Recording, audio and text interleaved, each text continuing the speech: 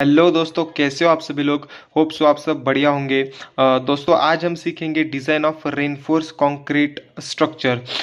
दोस्तों ये civil engineering का one of the most important subject है, जहाँ पे आपको रेनफोर्स स्ट्रक्चर्स जो होते हैं उनके डिज़ाइंस के प्रॉब्लम्स आते हैं। तो मैं आज बहुत दिनों बाद ये वीडियो बना रहा हूँ जहाँ पे हम DRCS के बारे में पढ़ेंगे। तो सबसे पहले तो हम आज पढ़ेंगे सिंगली रेनफोर्स बीम के बारे में, और सिंगली रेनफोर्स बीम का मोमेंट ऑफ रेजिस्टेंस किस तरह से फाइंड आउट किया जाता है, हम उसके बारे में आज पढ़ेंगे। तो दोस्तों देखिए यहाँ पे मुझे क्वेश्चन क्या दिया गया है। Find the moment of resistance MR of a singly reinforce beam of size 200 mm by 400 mm effective. ये साइज जो है ये इफेक्टिव है reinforce with 4 bars of 20 mm यानी कि 20 mm डायमीटर के 4 बार, और मटेरियल यूज़ किया है यहाँ पे M20 का कंक्रीट और Fe415 स्टील। तो ये मटेरियल हमें यहाँ पे गिवन है, तो हमें फाइंड आउट करना होगा ये जो सिंगली रेनफोर्स बीम है उसका मोमेंट ऑफ रेजिस्टेंस हमें फाइंड आउट करना होगा। ओके, सो दोस्तों देखिए अभी हम इसको सॉल्व करने जाएंगे, तो आपको स्टेप बाय स्टेप जाना पड़ेगा। तो मैं यहाँ पे स्टेप 1 लिख दिया है कि डायग्राम एंड गिवन डेटा, ये हमें सबसे पहले लिख लेना है। तो अभी आपको इस डायग्राम को समझना है अच्छे से, तभी आपको आगे का पार्ट जो है वो समझ में आ जाएगा। तो दोस्तों सिंगली रेनफोर्स बीम क्या होता है, पहले तो जो सिंगली रेनफोर्स बीम जो होता है उस बीम में आपके जो मेन बार्स होते हैं ना, मेन बार्स वो टेंशन साइड यानी कि नीचे जो सिंपली सपोर्टेड बीम है उसके नीचे टेंशन के साइड पे मेन बार्स प्रोवाइड किए जाते हैं, और ऊपर के साइड 8 mm या फिर 8 mm के यूजुअली बार प्रोवाइड किए जाते हैं, तो वो सिंगली रेनफोर्स बीम हो जाती है। और डबली रेनफोर्स बीम क्या होता है, तो डबली रेनफोर्स बीम होता है जहाँ पे आपके मेन बार्स टेंशन साइड्स पे भी डाले जाते हैं यानी कि नीचे के साइड, और ऊपर के साइड यहाँ पर भी कंप्रेशन साइड जहाँ पे आपका कंप्रेशन आता है वहाँ पे भी मेन बार्स प्रोवाइड किए जाते हैं। तो उसको हम डबली रेनफोर्स बीम बोलते हैं। तो डबली का हम बाद में पढ़ेंगे, तो सबसे पहले तो हम सिंगली के बारे में पढ़ लेते हैं। ओके, सो देखिए यहाँ पे क्वेश्चन में हमें हमारे बीम का साइज क्या दिया गया था, 200 mm बाय 400 mm। तो देखिए हमारा जो बी है यानी कि विड्थ जो है वो 200 mm है, और डेप्थ जो है वो 400 mm है। लेकिन दोस्तों यहाँ पे देखिए हमें क्वेश्चन में क्या दिया गया, ये जो डेप्थ है ये इफेक्टिव डेप्थ है। इफेक्टिव डेप्थ यानी कि क्या होता है दोस्तों, देखिए टोटल डेप्थ बीम की क्या होती है, उसका जो टॉप सरफेस है, टॉप सरफेस से लेके यहाँ पे बॉटम सरफेस जहाँ पे आपका कंक्रीट आता है ना, ये होता है आपका टोटल डेप्थ यानी कि कैपिटल D। लेकिन इफेक्टिव डेप्थ जो होता है जो टॉप सरफेस से लेके आपके जो रेनफोर्स है मेन रेनफोर्स उनके सेंटर तक आता है, यानी कि यहाँ तक ये देखिए ये जो बार प्रोवाइड किया ना इनके सेंटर तक आता है, तो ये स्मॉल d हो जाता है, वो हो जाता है आपका इफेक्टिव डेप्थ, जो कि हमें यहाँ पे दिया गया है 400 mm। ओके, सो हमें मटेरियल दिया गया है M20 एंड Fe415। तो मैं यहाँ पे लिख लेता हूँ इसको, मटेरियल M20 ग्रेड होगी कंक्रीट की, और स्टील होगा Fe415 का। ओके, सो देखिए मैंने यहाँ पे ये जो डायग्राम बनाया था ये क्रॉस सेक्शन का डायग्राम था बीम के। अभी ये जो डायग्राम मैंने यहाँ पे बनाया ये स्ट्रेन डायग्राम है उसी बीम का। तो यहाँ पे ऊपर के साइड पे आपको EC 0.0035 और ES नीचे के साइड पे 0.87 FY ES प्लस 0.002, ये दोनों वैल्यू आपकी नीचे के साइड की ऊपर के साइड की गिवन है। तो ये मैंने कहाँ से ली, तो IS 456/2000 पे आपको ये सारी वैल्यूज जो है वो मिल जाएगी, पेज नंबर 68-69 के आसपास ये आपको मिल जाएंगी।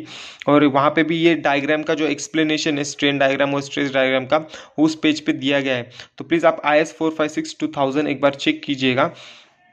देन यहाँ पे जो तीसरा डायग्राम जो मैंने बनाया ये स्ट्रेस का डायग्राम बनाया। तो देखिए ये स्ट्रेस डायग्राम इस स्ट्रेन डायग्राम से थोड़ा इंपॉर्टेंट है, क्योंकि यहाँ पे आपको कुछ वैल्यूज होती है। तो देखिए यहाँ पे टॉप की जो वैल्यू होती है ये भी वैल्यू आपको वहाँ पे मिल जाएगी IS में, टॉप की जो वैल्यू है ये 0.446 FCK है, और यहाँ से यहाँ तक की जो वैल्यू है ये 0.42 XU है।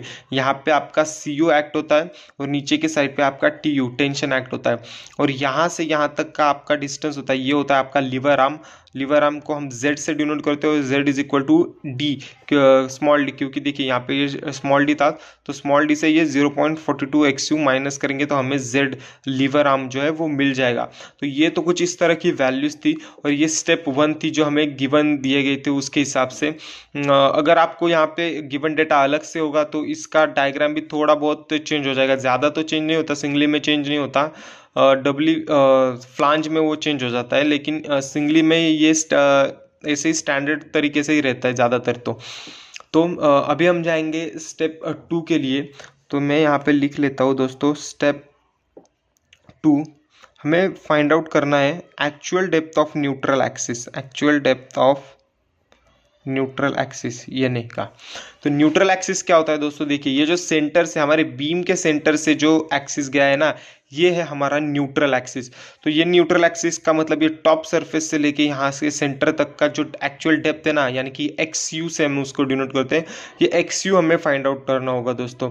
ओके, तो चलिए अभी हम XU को फाइंड आउट करते हैं। तो XU को फाइंड आउट करने के लिए आपको क्या करना होगा, तो आपको CU is equal to TU, इन दोनों को आपको इक्वेट करना होगा, और इन दोनों के फॉर्मूला होते हैं, CU का एक फॉर्मूला होता है और TU का एक फॉर्मूला होता है, और इन दोनों के फॉर्मूला को आप इक्वेट करेंगे तो आपको जो है ना वो XU का वैल्यू जो है वो मिल जाएगा। तो CU का फॉर्मूला मैं सबसे पहले लिख लेता हूँ, तो वो होता है 0.36 FCK into B into XU is equal to 0.87 FY.AST। So ये 0.87 FY.AST ये TU का फॉर्मूला है, और 0.36 FCK B इंटू XU ये हमारे CU का फॉर्मूला है। तो देखिए दोस्तों, यहाँ पे हमें जो वैल्यूज है ना, इनमें से सारी वैल्यूज हमें गिवन है, हमें सिर्फ XU दिया गया नहीं है, और यहाँ पे हमें AST जो है वो दिया गया नहीं है। तो सबसे पहले तो हम AST को फाइंड आउट कर लेते हैं।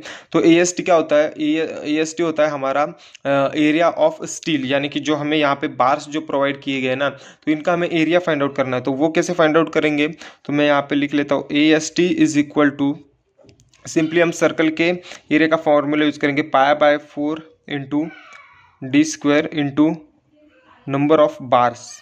ओके, सो π/4 इंटू D, हमें D यानी कि डायमीटर बार्स का कितना दिया गया है, हमें 20 mm क्वेश्चन में दिया गया था। तो मैं यहाँ पे 20 का स्क्वायर इंटू हमें नंबर ऑफ बार्स कितने दिए गए, हमें 4 बार्स दिए गए, तो मैं यहाँ पे 4 कर देता हूँ, तो मुझे एरिया मिल जाएगा।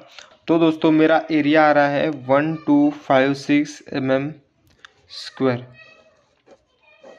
ओके, सो ये जो वैल्यू आई है मैं इस इक्वेशन में डाल देता हूँ, तो 0.36 FCK। तो FC क्या होता है दोस्तों, FCK होता है हमारा कंक्रीट का ग्रेड। तो हमें कितना दिया गया है, यहाँ पे M20 दिया गया है, तो मैं सीधा यहाँ पे 20 लिख दूंगा।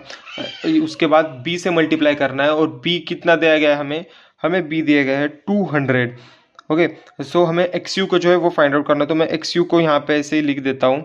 उसके बाद is equal to 0.87 into FY होता है दोस्तों आपका FE हमें मटेरियल जो स्टील का मटेरियल दिया गया है वो कितना दिया गया हमें, 415 दिया गया है, तो मैं यहाँ पे 415 लिख देता हूँ, और उसके बाद AST हमारा आया था 1256। सो दोस्तों इसको सॉल्व करने के बाद मेरा जो XU का वैल्यू आ रहा है वो आ रहा है 315.07। तो आपका भी इसी के आसपास आ रहा होगा MM।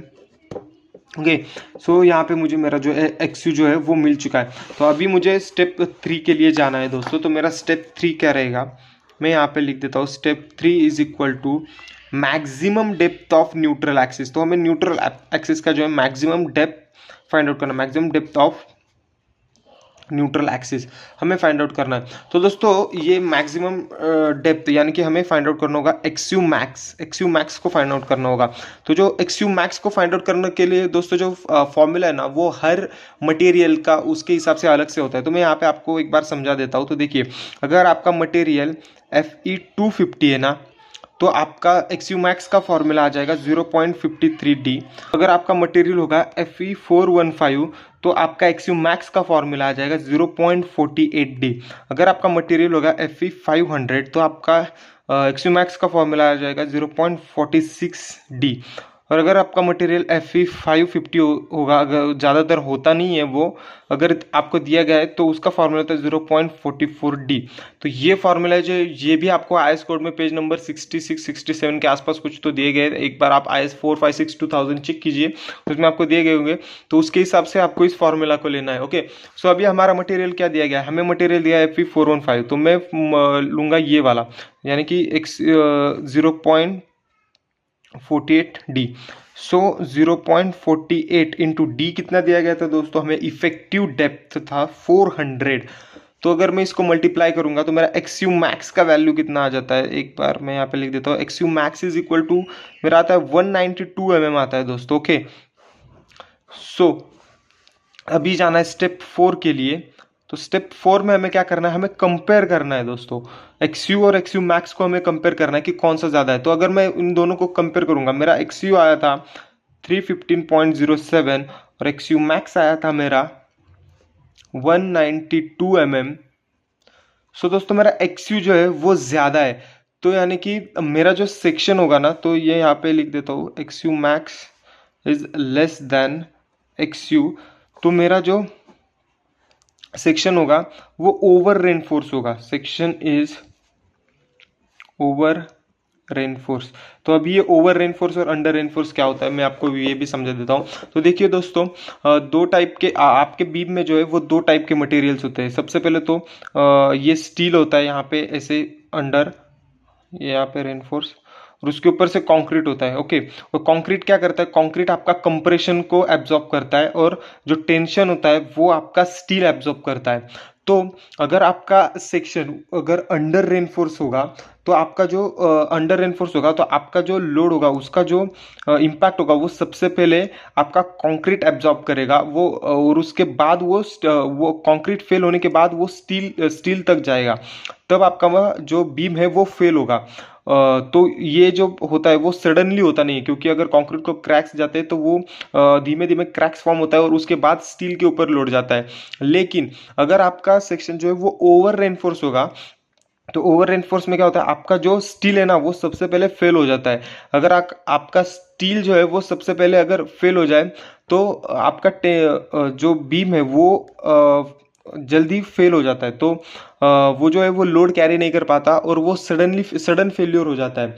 तो इसके लिए आपको ध्यान में रखना है कि हम जब भी बीम का डिज़ाइन करेंगे वो हम अंडर रेनफोर्स के लिए ही करते हैं, ओवर रेनफोर्स के लिए हम बीम का डिज़ाइन नहीं करते। और अगर अनफॉर्चुनेटली आपका यहाँ पे जैसे हमारा आया सेक्शन ओवर रेनफोर्स होगा, तो उस टाइप हमें क्या करना है, हमें बैलेंस सेक्शन को यूज़ करना है। तो बैलेंस सेक्शन को यूज़ करना है, यानी कि हमें क्या करना है, हमें करना है यहाँ पे x u is equal to x u max करना होगा हमें। तो हमारी जो एक्स यू की वैल्यू जो आई थी ना, सॉरी एक्स यू मैक्स की जो लेस वैल्यू आई थी 192, हम उसको यूज करेंगे आगे चल के। अगर मेरा एक्स यू का वैल्यू कम रहता तो हमारा जो सेक्शन है वो अंडर रेनफोर्स होता, मतलब 192 से मेरा एक्स यू जो है वो कम रहता तो सेक्शन जो है वो अंडर रेनफोर्स होता। तो हम एक्स यू को आगे चल के जो मोमेंट ऑफ रेजिस्टेंस का फॉर्मूला है ना उसमें हम सीधा एक्स यू को ही यूज करते, लेकिन हमारा जो सेक्शन है वो ओवर रेनफोर्स आ रहा है, तो हम क्या करेंगे, एक्स यू मैक्स को लेंगे और एक्स यू मैक्स को यूज करेंगे। ओके, सो मैं यहाँ पे लिख देता हूँ x u is equal to x u max is equal to 192 mm। Okay, hope so आपको यहाँ तक समझ में आ गया होगा, मैंने थोड़ा जल्दबाजी में समझा दिया आपको। तो आप चाहे तो एक बार वीडियो रिवाइंड करके देख लीजिए, आपको समझ में आ जाएगा। अरे गलत हो गया, मैं यहाँ पे लिख देता हूँ स्टेप नंबर 5। अभी हमें जाना है फाइनल स्टेप के लिए, हमें जाना फाइंड आउट करना है मोमेंट ऑफ रेजिस्टेंस, यानी कि एम आर। सो एम आर का फॉर्मूला, दो फॉर्मूले होते हैं दोस्तों, एक तो आप कंप्रेशन की साइड से भी फाइंड आउट कर सकते हो और टेंशन के साइड से भी फाइंड आउट कर सकते हैं, यानी कि सी यू इंटू जेड करके भी आप फाइंड आउट कर सकते हैं और या फिर टी यू इंटू जेड करके भी आप फाइंड आउट कर सकते हैं। लेकिन मैं आपको सजेस्ट करूंगा कि आप ज़्यादातर तो कंप्रेशन की साइड से ही फाइंड आउट कीजिए, सी यू इंटू जेड करके फाइंड आउट कीजिए आप। ओके, सो अभी हमें सी यू क्या है, सी यू जो हमने पहले यूज़ किया था फॉर्मूला 0.36 इंटू एफ सी के इंटू बी इंटू XU, यही था हमारा। ओके, यहाँ पे सिर्फ क्या हो जाएगा, जो XU था ये XU मैक्स हो जाएगा, क्योंकि यहाँ पे हमने XU मैक्स को लिया था, तो XU मैक्स होगा। और इनटू अभी हमें करना है Z, और Z क्या है, मैंने आपको डायग्राम समझाते वक्त बताया था कि Z होता है वो आपका लीवर आर्म होता है, जो कि आपका होता है, देखिए यहाँ पे Z is equal to D minus 0.42 XU होता है आपका। सो मैं यहाँ पे Z की जगह लिख लेता हूँ D माइनस 0.42 XU, और XU नहीं लेना अभी, हमें क्या लेना है XU, तो मैं यहाँ पे लिख देता हूँ आगे चल के मैक्स, XU मैक्स हम लेंगे। ओके, सो सिंपली क्या करना है अभी, मुझे यहाँ पे सिर्फ वैल्यूज पुट आउट करने, 0.36 इंटू एफ सी के हमारा 20 तक, क्योंकि M20 ग्रेड था, बी होगा हमारा 200 इंटू XU मैक्स हमारा कितना आया था 192 इंटू डी था हमारा 400 माइनस 0.42 और इंटू XU था हमारा 192। सो इन सब को सॉल्व करने के बाद दोस्तों मेरा जो MR आ रहा है, मोमेंट ऑफ रेजिस्टेंस, वो आ रहा है मेरा 88.29 इंटू 10⁻⁶ न्यूटन MM। ओके, सो यहाँ तक जो है वो हमारा सिंगली रेनफोर्स का मोमेंट ऑफ रेजिस्टेंस का क्वेश्चन है वो कंप्लीट हो चुका है। तो होप सो दोस्तों आपको यहाँ तक ये वीडियो जो है वो समझ में आ गया होगा। अगर आपको नहीं समझ में आया, कुछ भी डाउट है, तो वीडियो को रिवाइंड करके देख लीजिए, या फिर कमेंट बॉक्स में मुझे वो डाउट आप पूछ सकते हैं, मैं ट्राई करूँगा आपको जवाब देने के लिए। तो होप सो आप इस सम को ईजिली सॉल्व कर पाओगे। मैं आपसे मिलूंगा नेक्स्ट वीडियो में, तब तक के लिए बाय बाय।